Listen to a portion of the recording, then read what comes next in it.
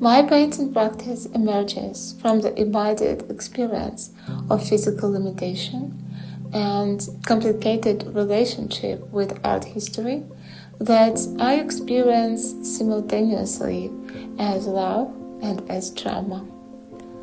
I was trained in Ukraine in academic painting, so I inherit a very strong idea of what painting should be.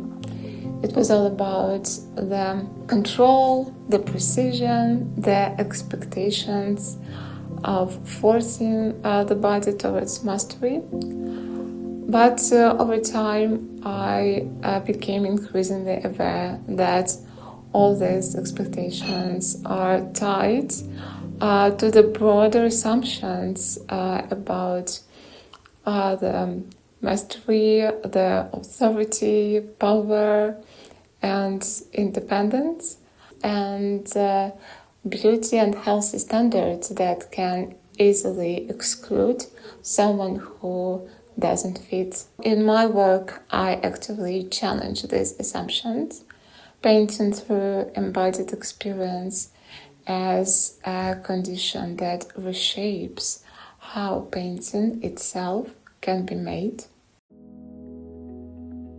Because of my disability, I paint in reclining position and it changes basically everything.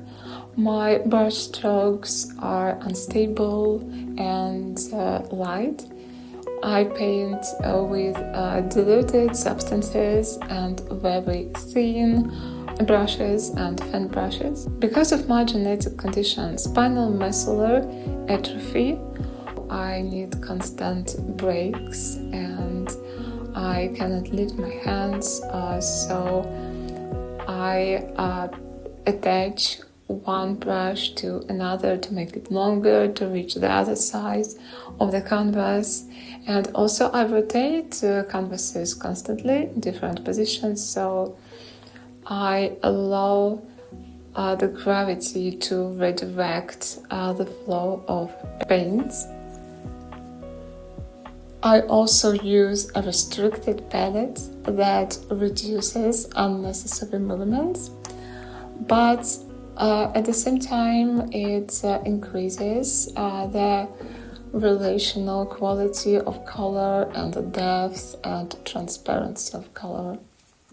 And I take these adaptations not only as practical solution, also as a reshaping the visual language of my work, and which foregrounds the instability and fragmentation. I'm not interested in forcing my body and the material into obedience. For me, painting becomes a negotiation between my mind, my body, the material, the time, the chance as well. A work ends not when the ideal state of perfection is reached, but when the balance emerges between color mix, the transparency, and also what my body is able continue to perform. What may appear as a loss of control, I perceive as a deliberate sharing the control between my mind, body, fatigue, and material itself. This shift is not only formal, but political. Being vulnerable and interdependent is a fundamental conditions of social life, which is often neglected or even ashamed.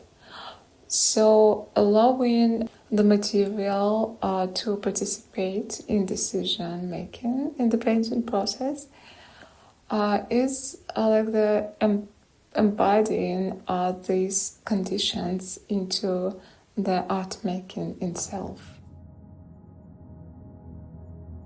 I not only represent disability, but I allow it to form the entire logic of my painting process. It actually transforms how the time perceived, how authorship is distributed.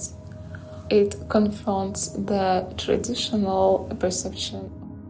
Within this framework, I paint disabled bodies and equipment in different real and imaginary places like streets, public transport, intimate interiors, and these backgrounds are not neutral for me, but actually they determine how disability is gazed, how it is excluded, how structures of access and inclusivity operates as a visual, social, and erotic structure. I'm interested in what happens when disabled bodies enters the social spaces, not as subjects of pity or the medical conditions, but as a full participants of social lives and the full identities. In public space, disabled people are often hyper-visible and yet excluded from intimacy, desire, and full subjecthood. And this contradiction forms the main core of my artworks. I also consciously return to the painting naked disabled body in my art.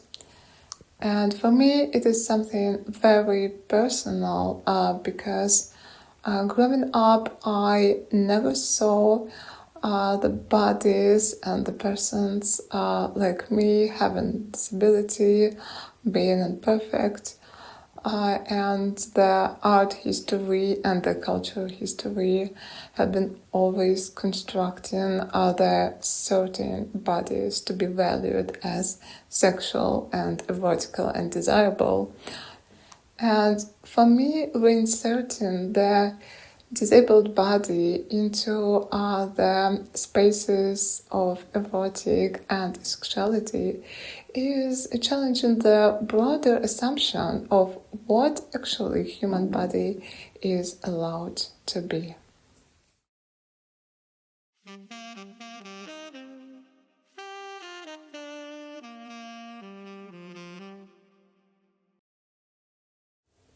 The disco ball is a very constant object of my paintings. I perceive it as a very contradictory object because it is light, but at the same time it's very tragic because it gathering bodies around itself but remaining suspended and approachable. And for me it's a very strong metaphor for disability actually, because despite being hyper-visible, disabled bodies are still not completely included into the energy exchange in social life. Color also plays a conceptual role in my painting. The pink represents the cultural assumptions and projections, and the deep red tones are played with flesh and body colors. And I really like when these flesh color leak into architecture and actually the interior and exterior collides. The public spaces become intimate spaces, and for me it represents how the something personal becomes political through the embodied experience of being visibly disabled in public places and constantly seen and watched.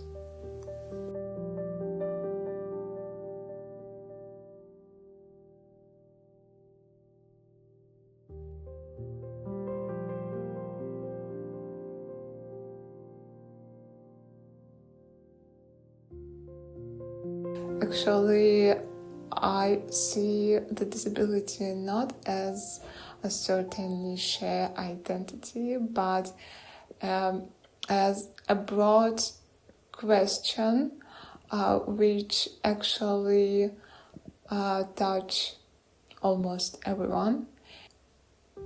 What actually appear as mastery, how labor is valued, what counts as beauty, who are allowed in public places and social media, and also who is valued enough to occupy the public, erotic, and sexual spaces. And painting for me becomes a way to make these structures visible to my audience and to invite the audience to think about it and observe these contradictions.